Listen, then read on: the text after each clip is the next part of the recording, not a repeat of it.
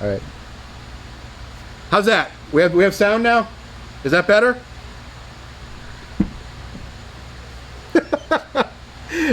Everybody said I look very excited talking. So we should have sound now. It was, yeah, we figured out the tech issue with the sound.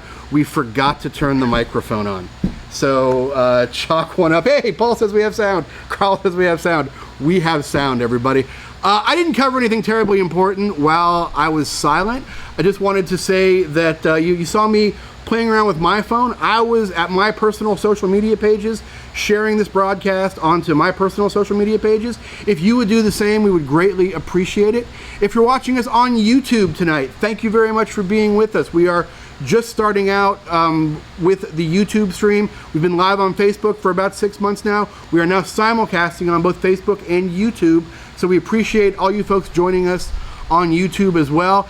If you are watching either of those streams and you want to post a question or a comment down in the chat stream, we have folks watching both those streams for questions and comments. So if you have a question, I will see it right over on my screen here. And that will be exciting. Nothing exciting there yet, though. A couple of comments on the sound. We apologize for the folks that may have had may have turned their volume all the way up thinking we were way down, and then we turned the sound on all of a sudden. We need a sign that says turn your headphones down. All right, we got a lot of ground to cover tonight. I need to get a time check here so we don't go over time. We have to stay to less than an hour now. So we will start the show here directly. Here's what we're talking about tonight. I'm going to talk about fasteners a little bit. About 6 or 7 months ago, I wrote a story on threaded fasteners as a sidebar for one of the installments of the Project Mustang story. We had a failure at the SCCA Solo Nationals of one of our threaded fasteners on the car, and I started exploring a lot of different fastener retention methods, a lot of the physics behind how fasteners work. I learned a lot. I am not an engineering educated person. My route was through the humanities, but I'm a good journalist. I did a lot of research, learned a lot of stuff. I want to share some of that with you guys tonight. Yes, Andrew, nuts and bolts. So let us start right at the beginning with bolts. And this might be basic tech for a lot of you guys. I know we have a lot of folks out there who are in the engineering fields. This might be a review for you, but for a lot of folks that don't know it, we're going to dispel a couple of myths. We're going to go over some of the basic tech behind threaded fasteners. First off, what's a threaded fastener? It's a screw. It's one of the 6 simple machines. Ed, you know what the 6 simple machines are? Ed doesn't know what the 6 simple machines are. 6 simple machines as defined by Renaissance scientists. Of course, the screw, the wedge, the inclined plane, the wheel, the pulley, and the flying arm bar. Oh, the lever. So screw, wedge, inclined plane, wheel, pulley, lever. Those are the 6 simple machines. From those machines, you can basically produce any other sort of machines. They work on sort of single physical principles. Now, you may have noticed that some of those simple machines have a lot in common. For example, the screw, the wedge, and the inclined plane. A screw is simply an inclined plane wrapped around a cylinder. You've got basically a ramp that wraps infinitely around the cylinder. The physics of the screw are exactly the same as an inclined plane. So that's what a screw is. It is a simple machine designed to produce a linear force. So we talk about nuts and bolts. We talk about a little bit different metallurgy, a little bit different strengths. We've all heard about bolt grades, grade 5, grade 8. In metric, you have grade 8.8 and 10.9. And we're going to talk a little bit about what those mean. Let me get the whiteboard out here. And we will do a little bit of whiteboarding. How's the glare on the whiteboard? That'd be good? Looks good. Looks good. All right, so let's talk about our basic different bolt grades. We're not going to go deep into the metric stuff because the metric stuff has analogs in the standard world. standard size bolts, quarter inch, 5/16, 3/8. You're talking about grade 2, grade 5, grade 8, and then grade 9, which is specialized stuff. Metric, you're talking about grade 8.8, grade 10.9, grade 12.9. Those are very similar to the standard grades, and we'll talk about that in a second. So, grade 2, grade 5, grade 8. What's the difference? First off, how do you tell the difference? Oh, Jeff says, "Sup guys?" Hi Jeff, how are you? Good to see you tonight. Easiest way to tell the difference in bolt grade is by looking at the head of the bolt. And Ed, this will require some zooming. Most common bolts you're going to see are going to be grade 5 and grade 8. Where's my grade 8 here? Here's my grade 8. So grade 5 bolt has 3 marks in a triangular pattern on the head. A grade 8 bolt has 6. So you can see the grade 5 bolt on your left, the grade 8 bolt on your right. 3 marks on the grade 5, 1, 2, 3 in a triangular pattern, 6 marks in a hexagonal pattern on the grade 8. A grade 2 bolt, where's my grade 2 bolt, is going to be something like this with no marks, or maybe there's a mark from the foundry that made the thing.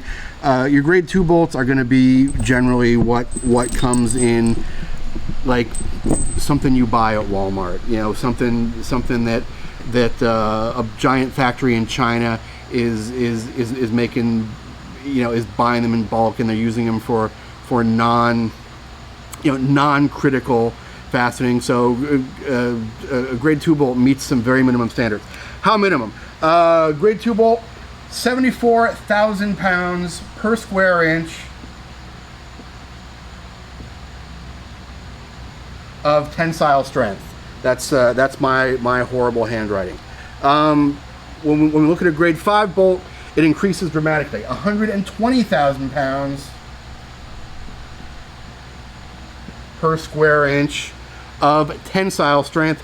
Grade 8 bolt, 150,000 pounds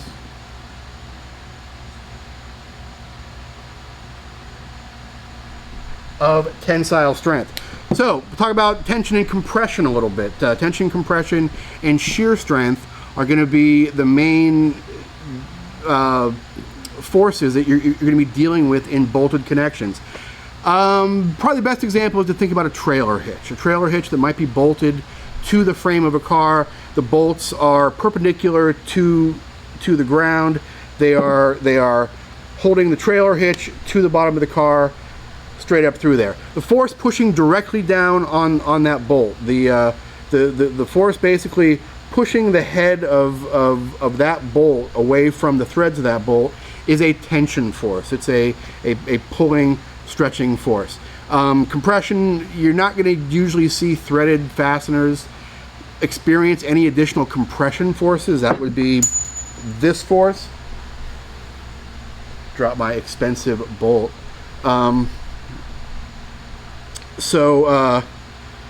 Generally your threaded fastener is what is causing the compressive force, so it won't be subjected to any additional compressive force.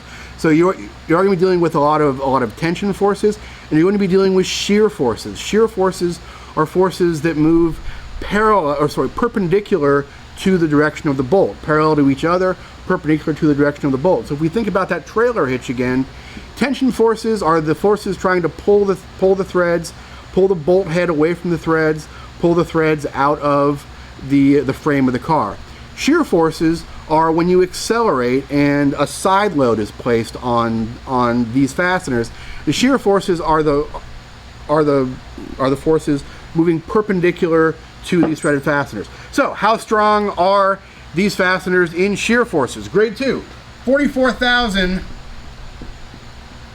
psi of shear force. Grade 5, 72,000. Am I right there? I have notes. I actually have notes. 72,000 of shear force, and grade 8, 91,000 pounds of shear force. So you may have noticed that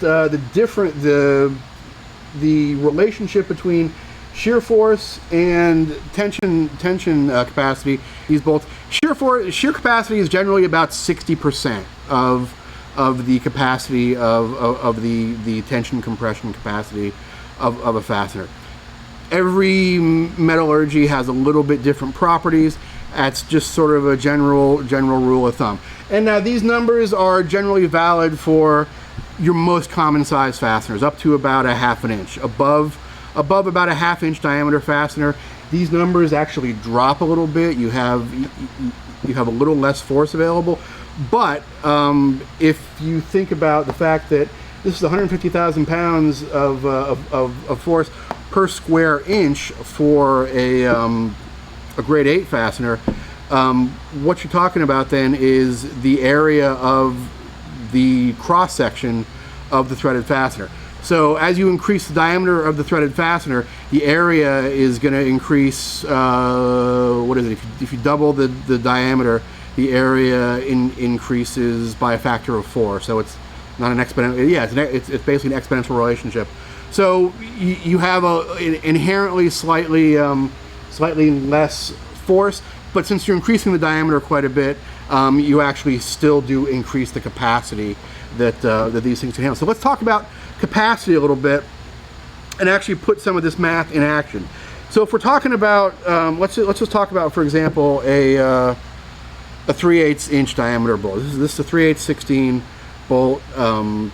So the diameter of a 3/8 inch fastener is, Ed?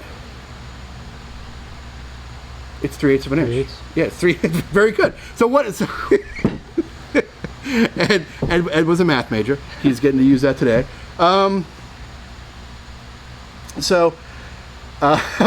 Hey, and actually, Ed, you got a shout out already from Peter Knudsen, or sorry, from Kevin Harmon. That the exquisite work by the cameraman.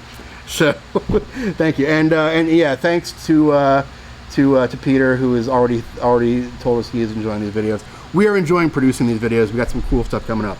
So where were we? Oh yes. So we're going to talk about the actual strength of these fasteners. So 3/8 inch bolt, 3/8 of an inch in diameter, 0.375 inches. So the area of the cross section of this bolt is 0.110 square inches. So if we take 0.110 multiplied by these PSI readings, we get the actual load capacity of these bolts. I could do the math in my head. I've written it down. That's far easier. Talking about a grade 5 bolt, we're not going to really even pay much attention to the grade 2. Talking about a grade 5 bolt, we're talking about 13,000 pounds of actual tensile strength before failure. With a grade 8, talking about 16,000 pounds of tensile strength of load capacity before this thing actually breaks. So you could do the math, you could do all that, or you could go to this handy chart that I keep magnetically attached to the inside of the lid of my toolbox, which tells you all of this stuff for you. We actually are going to post a link to this. This is a very, very handy chart to have. This is suggested torque values for suggested load capacities of common size fasteners. It is an extremely handy chart to have. Like I say, I keep mine magneted right inside the lid of my toolbox. It is super, super handy. So we have these numbers. We know that we can put 16,000 pounds of force on a 3/8 inch bolt before it's going to snap, but it's going to, there's going to be issues raised before that bolt snaps. You're going to have what's called a yield force in in these fasteners as well. Your absolute tensile strength is the pressure at which the bolt will physically break. It will physically, the molecules will physically separate. It will physically shatter apart. You also have what's called a yield strength, and the yield strength is the strength at which the bolt is going to begin to elastically deform.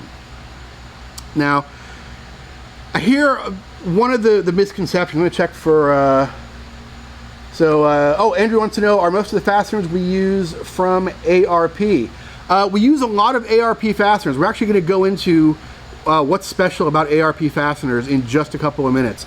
Yeah, we actually do use a lot of stuff from ARP for critical environments, and we'll talk about why once I get this math out of my head onto the internet, because it is taking up information that could be taking up space in my brain that could be used for remembering naked ladies or something more important than having this math in my head. So yeah, you're going to get elastic deformation of these fasteners before you reach their tensile limits. So a misconception I hear frequently is a grade 5 bolt might be better in some applications than a grade 8 bolt because a grade 8 bolt is more brittle than a grade 5 bolt. There is a truthful root to that misconception. The truthful root to that misconception is if you look at the difference in yield strength and actual braking strength of a grade 5 and a grade 8 bolt. So you get where were we? Yield strength on a grade 8 bolt is 130,000 psi. Yield strength on a grade 5 bolt, 92. I keep wanting to write all those numbers out. 92,000 psi. That's your yield strength. That is the point at which these bolts or these fasteners are going to start elastically deforming in a measurable way. So you see that the difference between the yield strength and the actual separation braking strength on a grade 5 fastener, about almost 30%. Difference between the yield strength and the actual braking strength on a grade 8 fastener is a lot closer. It's down to about 18%.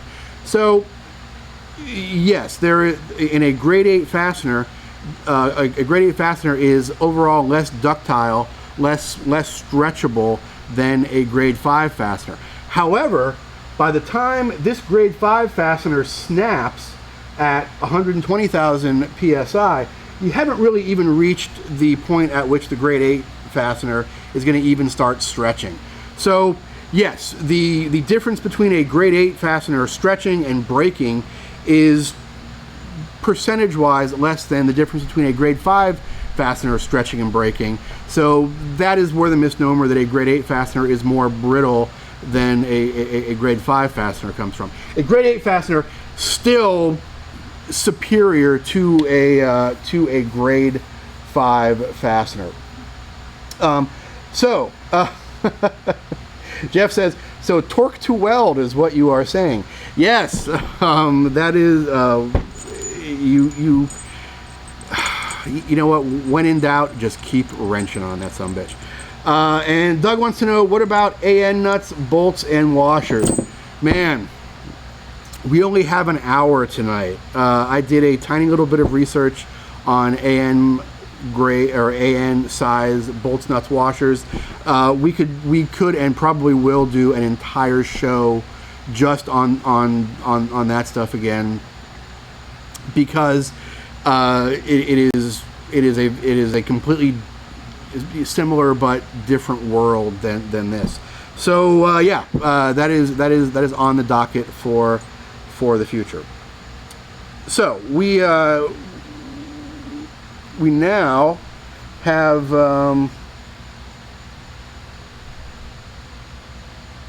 Oh yeah, Jeff corrected torque to weld to torque to yield, and actually, yeah, this chart also has some torque to yield values on it, I believe, and actually has some. This is a brilliant chart. You can download it. There's a link in the chat. So let's talk a little bit about ARP fasteners. We talked about grade 2, grade 5, grade 8, and again, basically don't even worry about grade 2. Grade 2 is what you're going to get in a kit somewhere. You know, your kid comes home with a D on their math test. You're putting their swing set together with grade 2 fasteners. That's what's going to happen. And you're telling the kid, look, when you can figure out what strength fastener you actually need, we'll put those fasteners in your swing set. Till then, you're getting the grade 2s.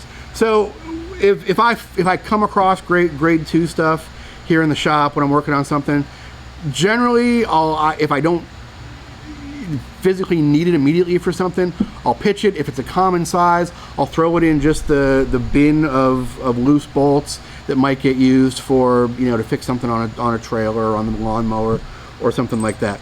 Generally, my boxes are filled with grade 5 stuff. 90% of your applications, you're going to be fine with grade 5 stuff.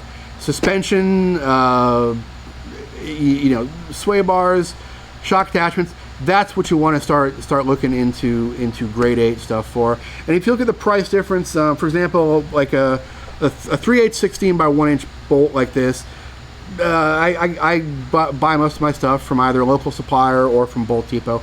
About 14 cents a piece for a grade 5. It's about 20, what is it? What did I write down here? 22 cents a piece for a grade 8. So if you're looking to upgrade your fasteners, spending the extra money on a grade 8 piece is worth it for specific uses. For just your general bin full of bolts, your assortments, grade 5 stuff is usually going to be good enough for household stuff. Yeah, Jeff says no grade 2 for suspension.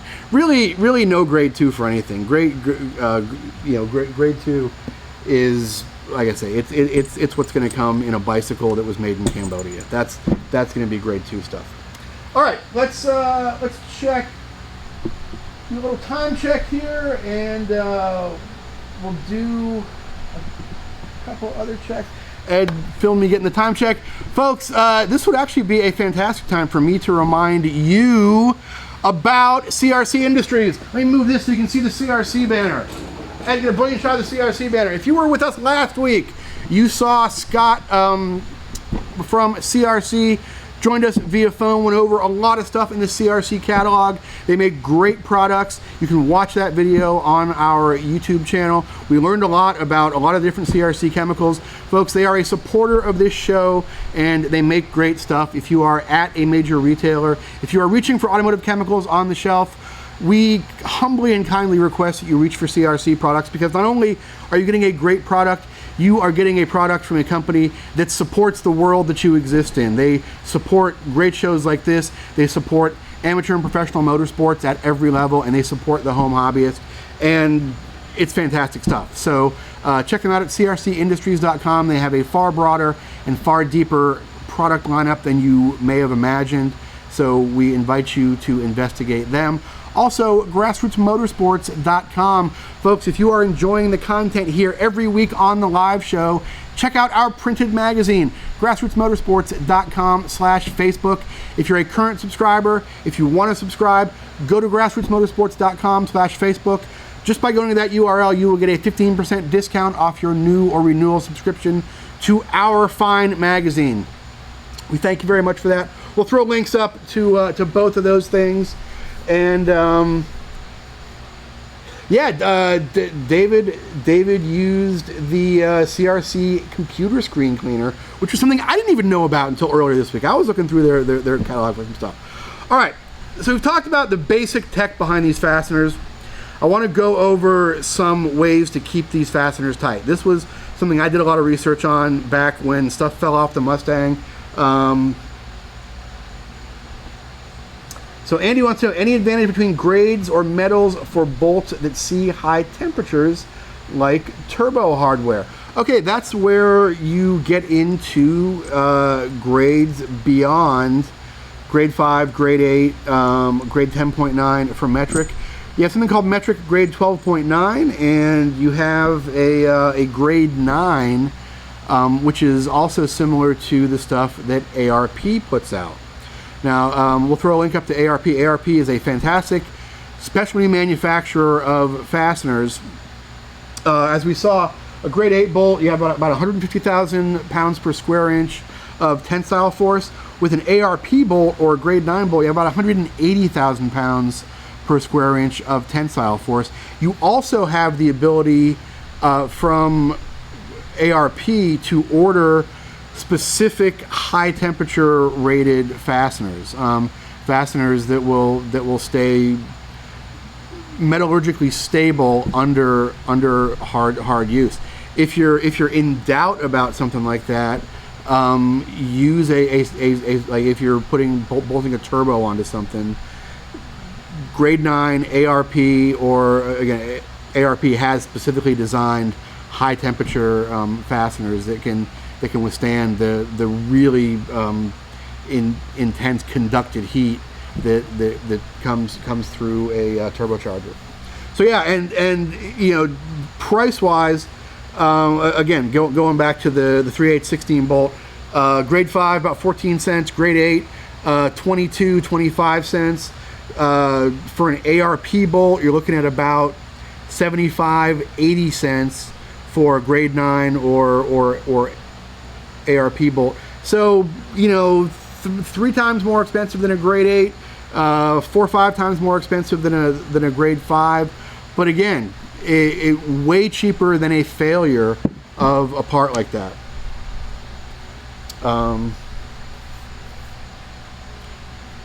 Yeah, Doug mentioned the Inconel 718 fasteners.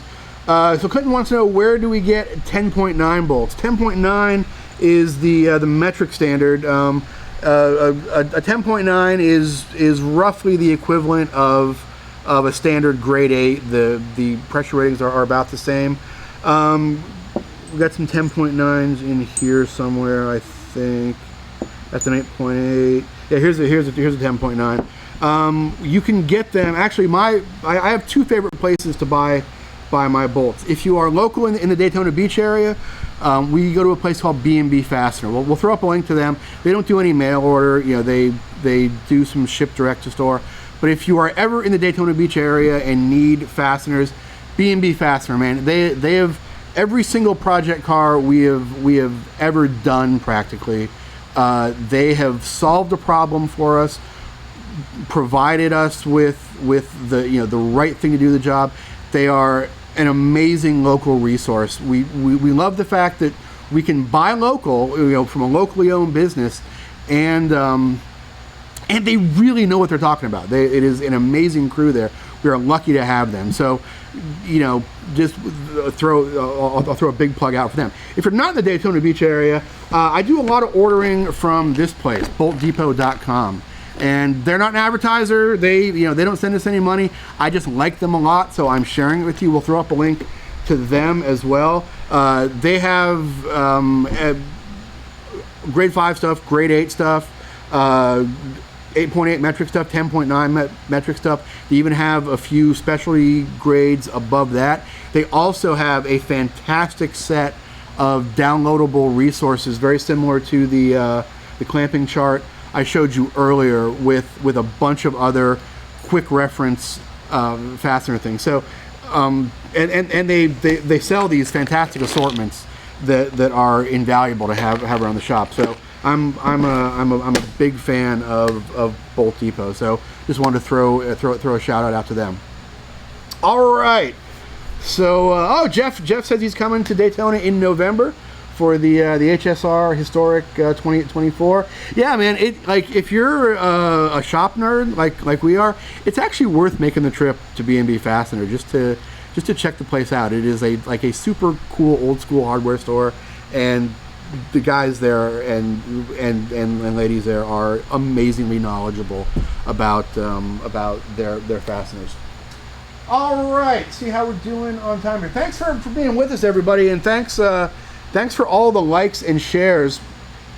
We're going to go over some fastener retention methods now. So I learned a hard lesson about fastener retention back last September at the Solo Nationals in Lincoln, Nebraska. In fact, I learned a lesson that more than likely cost me a national trophy, because our Mustang here, we had the Watts link pivot fall off of the differential housing, and your Watts link pivot, of course, very, very important to the car, to the rear axle staying in the car. And we had basically an operator or an installer error, the installer being me, not checking the torque frequently enough, not using the right type of fastener retention. So that spurred me to do a lot of research on fastener retention, and learn some really cool stuff. So I'm going to show you a quick demonstration why fastener retention is important. We got this piece of all thread here with a 3/8 inch bolt on top of this case tumbler. I want to show you what happens in a high vibration environment to threaded fasteners, lest you think that simple vibration is not going to affect the threaded fastener very much.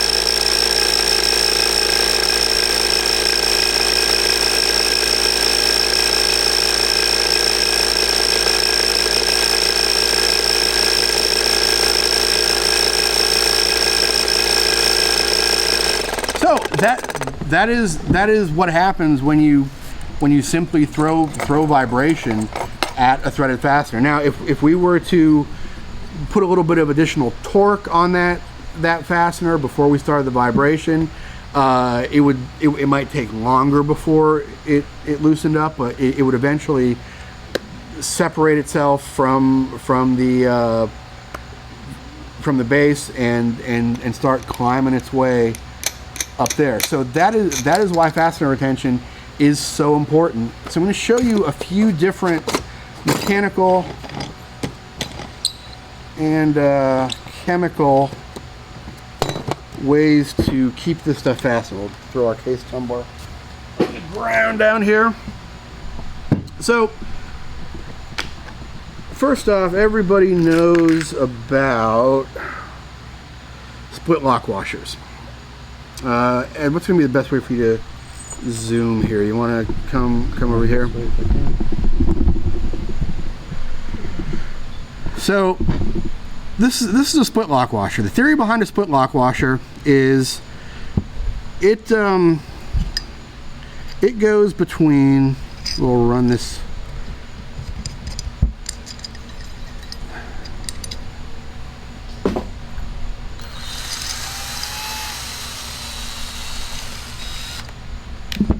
ooh. Other important thing to remember about fasteners is righty tighty and lefty loosey.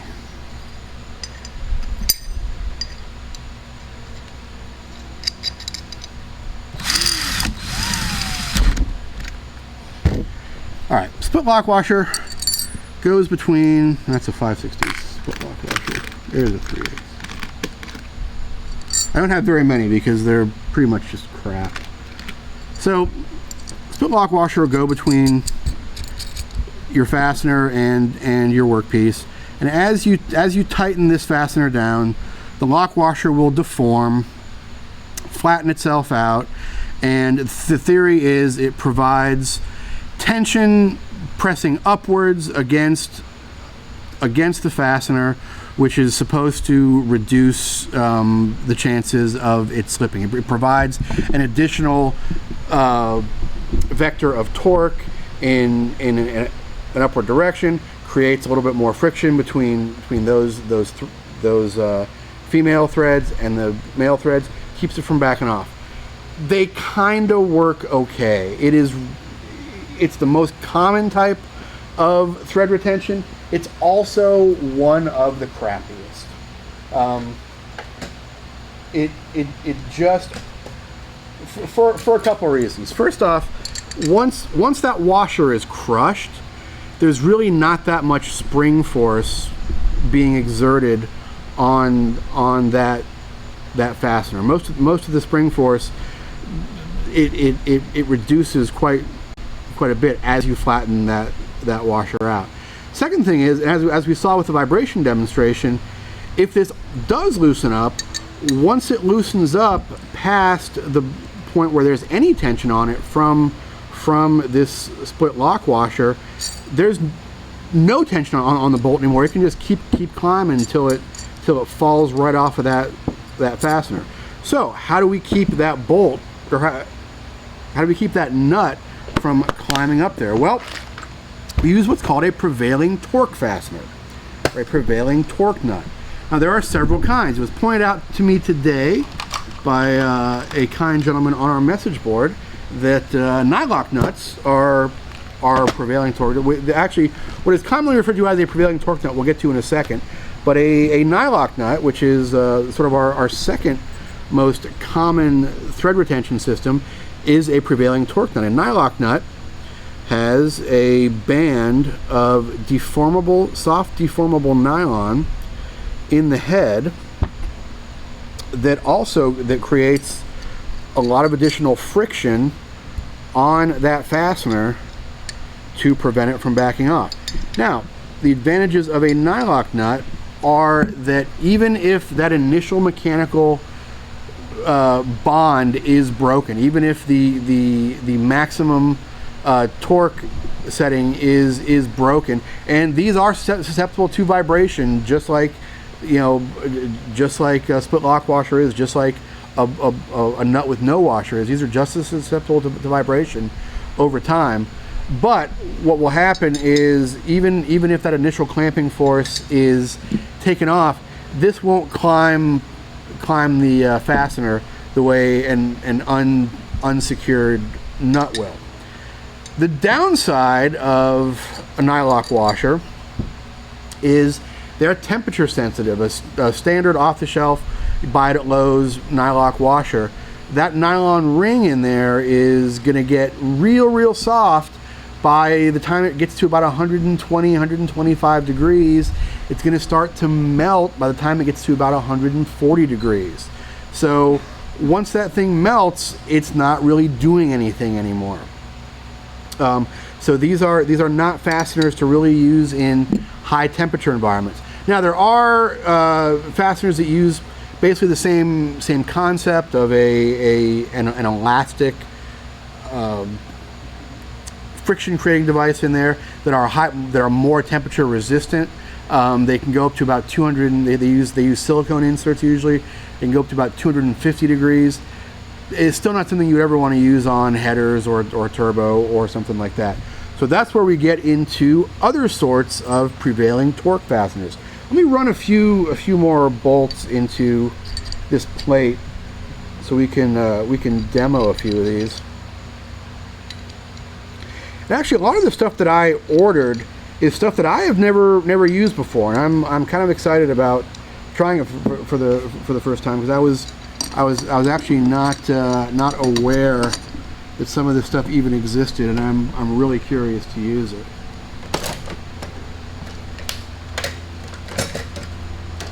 Yes, Jeff, go redo your headers. Get those wing nuts off of your headers.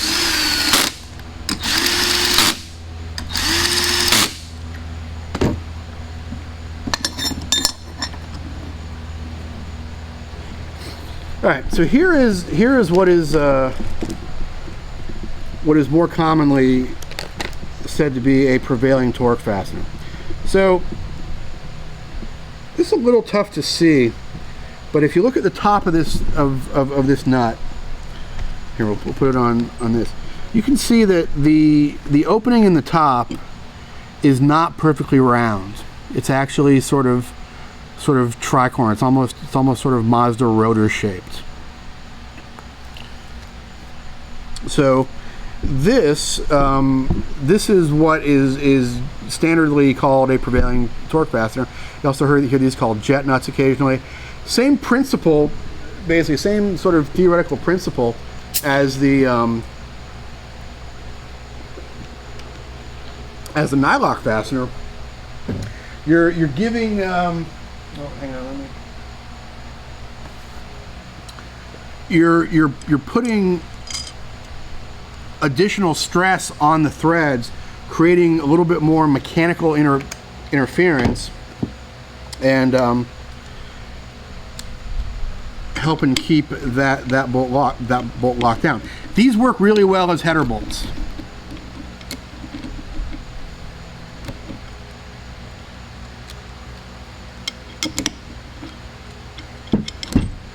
In fact, they work so well that I'm loosening up my bolt there.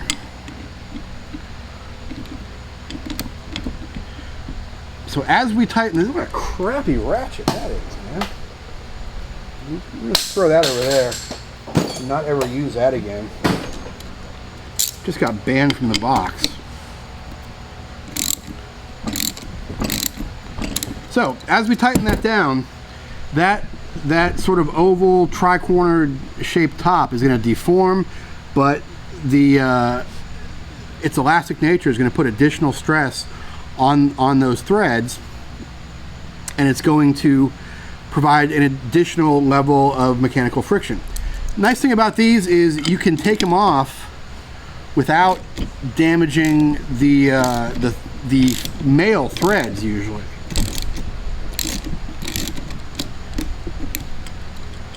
But while you don't damage the male thread, in fact, you feel how hot that is, how much additional friction. While you don't damage the male threads by taking these off, as you can see now, that is a lot more round than it was when we first put it on, because it's now been stretched out and then unstretched as we took it off. So this is not going to have the exact same mechanical clamping ability the second time we put it on. Are they reusable? Yes, they are. Do they provide the exact same amount of safety the second time around? No. Yeah, and he says, yep, these are also frequently referred to as jet nuts, have heavy use in the aviation industry. These make great nuts for headers. They make fantastic nuts for headers. Okay, what else we got here? I got a bunch of other cool stuff that I've never tried before. Oh, these are cool. So these are called. Actually, let's go over these first. So we talked about our split lock washers, which are probably your most common fastener retention device. Here's a couple other real common ones. This is commonly referred to as a kep nut, or you can get these separately as star washers. This one is basically a captive star washer. And then this is, what's the official name for this? This is a serrated flange nut. These are very, very good when you are attaching something to softer surfaces. If you're bolting something down to aluminum, or you're bolting something down to nylon or plastic or Delrin, especially these, because you have the additional surface area provided by the flange. The star washers in general are really good for light duty stuff, light duty soft surfaces. If you put a star washer on top of a flat washer, your connection is only as good as the connection between the star washer and the flat washer. You still don't have any additional force between the flat washer and the workpiece.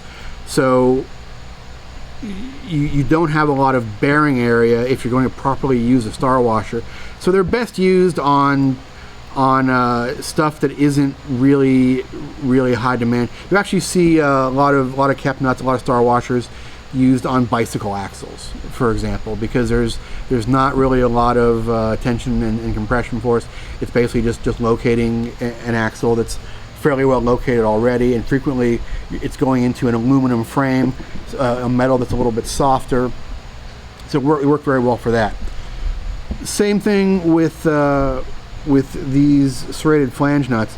You can get flange nuts, serrated or unserrated. The serrated ones have, just like the name says, these serrations on the bottom, which on a soft surface provide a little bit more mechanical gripping force. Now, one thing about both star washers and any serrated fastener is they are going to mar whatever surface you put them on. That's how they work. That is a feature, not a bug. So if you are putting them on a soft surface, you can expect that surface to be marred, dented, impacted, because these are creating a mechanical interface between those two surfaces. We also have different type of flange nuts. These are prevailing torque flange nuts, just like the prevailing torque nuts we saw a few minutes ago. These are flanged, but also have the added benefit of being oval. In fact, you can see those are pretty dramatically ovaled out on top. So that's the prevailing torque flange nut. So where are those pin locks? Because those are cool, and I have never used those before. Okay, these are, and all this stuff I got from Bolt Depot. I basically just ordered a couple of everything that they had for retention systems. Jeff, what's a stage 8 locking bolt? What I'm not familiar with that term in particular. While he's answering that, I will describe to you the pin lock nut. Pin lock nuts come in a few different configurations. As you can see, there is a pin that has been pressed into the actual body of the nut that is angled so as to make a one-way connection with the threads. So as we apply this, that pin is basically going to ride along those threads. It's going to dig in. It's going to deform. Did I stop with the pin on your side, Ed? Yep. And then when you try and take it off of there, it's going to dig into those threads on the way out. So we're actually putting a lot more pressure coming off than we were going on.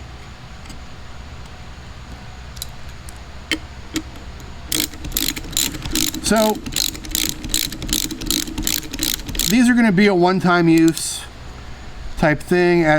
We've now already just putting it on, taking it off. We've sheared the pin clean off of there.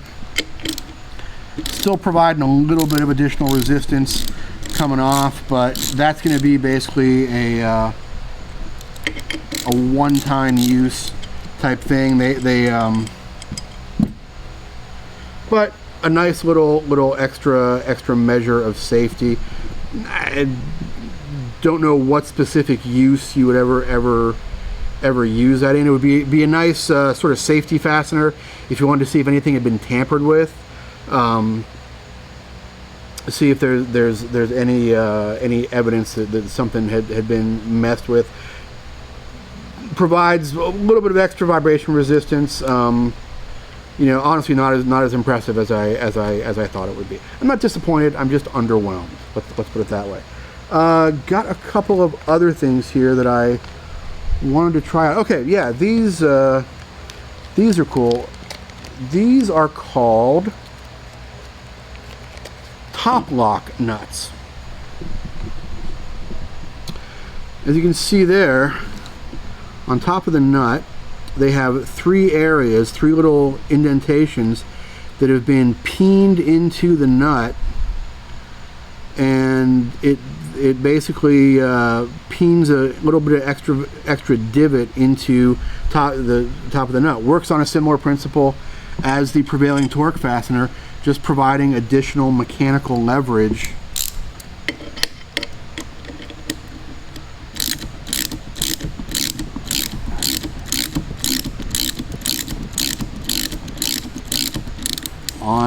on that fastener, and providing additional friction in the interface there. Much like the much like most of these, they are technically reusable, but the second time around they may not be as good as they were the first time around, just because by the second time you use them, they've been mechanically deformed just through the act of putting them on and taking them off. And they are a little bit less effective. Here's something else I've never used before. This is something Bolt Depot calls a two-way reversible lock nut. Another type of prevailing torque fastener. You can see this one has 3 little machine marks in 3 of the flats on that nut, and much like the top lock nut, they basically, through probably some massive hydraulic force, peened little dimples in that nut, and peened nearly imperceptible to the naked eye bulges in the threads inside there. So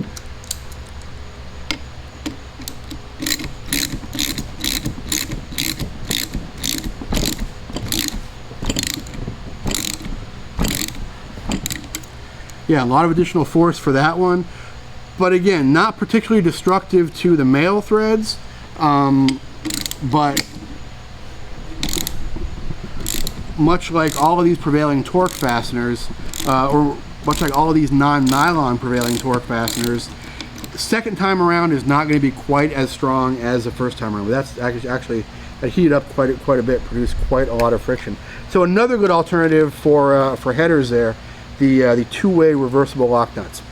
Which brings us nearly to the end of the show, and to my favorite. Oh my God, Andy, it's like you know me better than I know myself. Andy wants to know if I have any experience with Nordlock washers.